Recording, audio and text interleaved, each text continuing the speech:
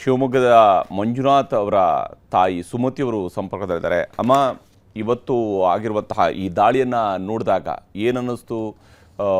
Operation ಸಿಂಧೂರ ಅನ್ನುವಂಥ ಹೆಸರಿನ ಮೂಲಕವಾಗಿ ಭಾರತ ಸೇನೆ ಪಾಕಿಸ್ತಾನದ ಒಳಗಡೆ ನುಗ್ಗಿ ದಾಳಿಯನ್ನು ನಡೆಸಿರುವಂಥದ್ದು, ತಮ್ಮ ಮಗನನ್ನು ಕಳ್ಕೊಂಡಿದ್ದೀರಿ. ಬಹುಶಃ ಆ ದುಃಖವನ್ನು ಭರಿಸುವಂಥದ್ದು ಬಹುಶಃ ಆ ಶಕ್ತಿ ದೇವರಿಗೆ ಮಾತ್ರ ಇರುವಂಥದ್ದು. ಆದರೆ ಈ ಈ ಈ ಕ್ಷಣದಲ್ಲಿ ತಮಗೇನನ್ಸುತ್ತೆ? ಭಾರತ ಸರ್ಕಾರ ತೆಗೆದುಕೊಂಡಂತಹ ತೀರ್ಮಾನ, ಭಾರತ ಸೇನೆ ಮಾಡಿರುವಂತಹ ಕೆಲಸವನ್ನು ಮೋದಿಯವ್ರ ಕುಟುಂಬ ನಿರ್ಧಾರ ಸರಿಯಾದ ನಿರ್ಧಾರ ತಗೋತಾರೆ ಅಂತ ನನಗೆ ಅನಿಸ್ತಾ ಇದೆ. ಅವರಿಗೆ ಬೆಂಬಲ ನಮ್ದೆಲ್ಲ ಇದ್ದೇ ಇದೆ. ಆದ್ರೆ ಜನ ಸಾಮಾನ್ಯರಿಗೆ ಏನು ನಮ್ಮ ಹಾಗೆ ತೊಂದರೆ ಆಗ್ಬಾರ್ದು.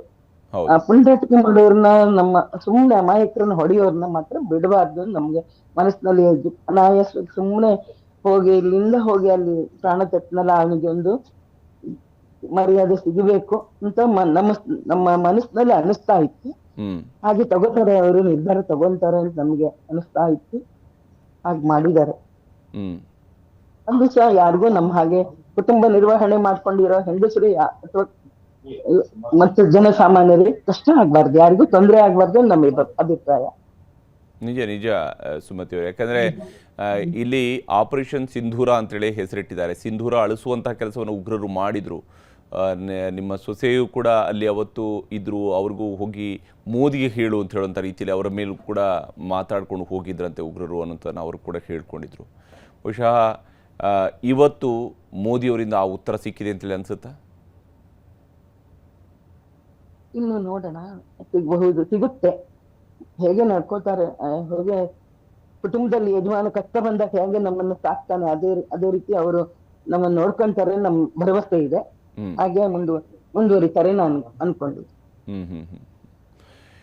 ಯಾಕಂದ್ರೆ ಮಗ ಖುಷಿಯಲ್ಲಿ ಹೋಗಿದ್ದು ಪ್ರವಾಸಕ್ಕೆ ಈ ರೀತಿ ಆಗುತ್ತೆ ಅಂತೇಳಿ ತಾವು ಯಾವತ್ತೂ ಕೂಡ ಅಂದ್ಕೊಂಡಿರೋಕ್ಕೆ, ಊಹಿಸೋದಕ್ಕೂ ಕೂಡ ಸಾಧ್ಯ ಇರಲಿಲ್ಲ, ಕನಸಲ್ಲೂ ಕೂಡ ಅಂದ್ಕೊಳ್ಳೋದಕ್ಕೆ ಸಾಧ್ಯ ಇರಲಿಲ್ಲ. ಬಹುಶಃ ಈ ರೀತಿಯಾಗಿ ಅಮಾಯಕರ ಮೇಲೆ ದಾಳಿ ಮಾಡುವಂಥವ್ರಿಗೆ ಬಹುಶಃ ಕಠಿಣವಾದಂಥ ಶಿಕ್ಷೆಯನ್ನು ಗುರಿಪಡಿಸಲೇಬೇಕು.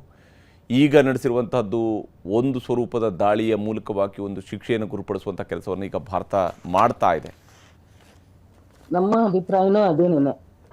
ಯಾರಿಗೂ ತೊಂದರೆ ಕೊಡುವವರನ್ನು ನಾವು ಸುಮ್ನೆ ಬಿಡಬಾರ್ದು. ಸುಮ್ನೆ ಅಮಾಯಕರನ್ನ ತೊಂದರೆ ಕೊಡೋರು ನಾವು ಸುಮ್ನೆ ಬಿಡಬಾರ್ದು. ಆದ್ರೆ ಯಾರಿಗೂ ಇದರಿಂದ ಜನಸಾಮಾನ್ಯರಿಗೆ ತೊಂದರೆ ಆಗ್ಬಾರ್ದು, ಇಷ್ಟು ನಮಗೆ ಅಭಿಪ್ರಾಯ ಸರ್. ಹೌದು ಹೌದಮ್ಮ. ಮಗನನ್ನ ನೆನೆದಾಗ ಯಾವ ರೀತಿಯಾಗಿ ಅನಿಸ್ತಿದೆ ಈ ಹಂತದಲ್ಲಿ? ಯಾಕಂದರೆ 15 ದಿವಸಗಳು ಆಯಿತು. ಇವತ್ತೀಗ 15ನೇ ದಿವಸಕ್ಕೇ ಈ ಪ್ರತೀಕಾರವನ್ನು ಇವತ್ತು ಭಾರತ ಕೂಡ ತೆಗೆದುಕೊಂಡಿದೆ. 15 ದಿವಸದ ಹಿಂದೆ ಮಗನನ್ನು ಕಳ್ಕೊಂಡ್ರಿ. ತುಂಬಾ ದುಃಖ ಇದೆ.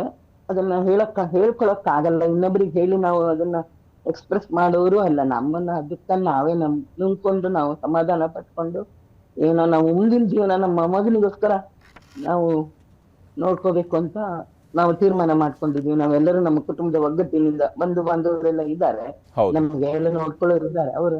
ಅವ್ರ ಅಭಿಪ್ರಾಯನ ಸಂಗ್ರಹಿಸ್ಕೊಂಡು ನಾವು ಮುಂದೆ ನಡೀತೀವಿ ಅಂತ ನಿಜ. ಧನ್ಯವಾದ ಮಾತನಾಡೋದಕ್ಕಾಗಿ, ನಮ್ಮ ಜೊತೆಗೆ ಮಾತನಾಡೋದಕ್ಕಾಗಿ, ನಿಮ್ಮ ಅಭಿಪ್ರಾಯವನ್ನು ಶೇರ್ ಮಾಡ್ಕೊಂಡಿದ್ದಕ್ಕಾಗಿ. ಇದು ನೋಡಿ, ಅವರು ಹೇಳ್ತಾ ಇರುವಂಥ ಇದರಲ್ಲಿ ಅಮಾಯಕರಿಗೆ ಅಥವಾ ನಾಗರಿಕರಿಗೆ ಏನೂ ತೊಂದರೆ ಆಗಬಾರ್ದು, ಆದರೆ ತಪ್ಪು ಮಾಡಿದಂಥವ್ರನ್ನ ಬಿಡಬಾರ್ದು, ಅವ್ರನ್ನ ಶಿಕ್ಷೆಗೆ ಗುರಿಪಡಿಸಬೇಕು. ಯಾಕಂದರೆ ಭಾರತ ಯೋಚಿಸುವಂತಹ ರೀತಿ, ಭಾರತದ ಹೆಣ್ಮಕ್ಳು ಯೋಚಿಸುವಂತಹ ರೀತಿ, ಒಂದು ಕುಟುಂಬದ ಒಡತಿಯಾಗಿ, ಈ ದೇಶದ ಪ್ರಜೆಯಾಗಿ, ಈ ದೇಶದ ಒಟ್ಟು ಯೋಚನೆ ಇದೆಯಲ್ಲ, ಚಿಂತನೆ ಇದೆಯಲ್ಲ, ಅದೇ ಸ್ವರೂಪದಲ್ಲಿ ಸುಮತಿಯವರ ಮಾತು ಕೂಡ ಇದ್ದಂಥದ್ದು. ಅವರು ಹೇಳ್ತಾ ಇರುವಂತಹ ಮಾತುಗಳು, ಇಲ್ಲಿ ಅನ್ಯಾಯ ಆಗಿದೆಯಲ್ಲ, ಅಂತಹ ತಪ್ಪು ಮಾಡಿದವ್ರನ್ನ ಬಿಡಬಾರ್ದು, ಅವ್ರಿಗೆ ಶಿಕ್ಷೆಗೆ ಗುರಿಪಡಿಸಬೇಕು. ಆದರೆ ಅಮಾಯಕರ ಮೇಲೆ ಯಾವುದೇ ರೀತಿಯ ತೊಂದರೆ ಆಗಬಾರ್ದು, ಸಾಮಾನ್ಯರ ಮೇಲೆ, ಜನಸಾಮಾನ್ಯರಿಗೆ ಇದರಿಂದ ತೊಂದರೆ ಆಗಬಾರ್ದು ಅನ್ನುವಂತಹ ಮಾತೃ ಹೃದಯವೂ ಕೂಡ ಅದೇ ಸಂದರ್ಭದಲ್ಲಿ ಕೆಲಸ ಮಾಡ್ತಾ ಇರುವಂಥದ್ದು. ನಮ್ಮ ದುಃಖ ನಮ್ಮದು, ನಾವು ಆ ದುಃಖವನ್ನು ನಾವು ನಿಭಾಯಿಸ್ಕೊಂಡು ಹೋಗಲೇಬೇಕು, ಅದನ್ನು ನಾವು ಸಾರ್ವಜನಿಕವಾಗಿ ವ್ಯಕ್ತಪಡಿಸಬೇಕಂತ ಅವಶ್ಯಕತೆ ಇಲ್ಲ ಅನ್ನುವಂತಹ ಮಾತಿನ ಮೂಲಕವಾಗಿ ಕೂಡ ಅವರು ಈ ಇಡೀ ಘಟನೆಯನ್ನು ಅವರು ನೋಡ್ತಾ ಇರುವಂತಹ, ಅವರು ಪ್ರದರ್ಶಿಸ್ತಾ ಇರುವಂತಹ ಅವರ ಧೈರ್ಯ, ಮಾನಸಿಕ ಸ್ಥೈರ್ಯಕ್ಕೆ ಕೂಡ ನಾವು ಸಲಾಂ ಹೇಳಲೇಬೇಕು.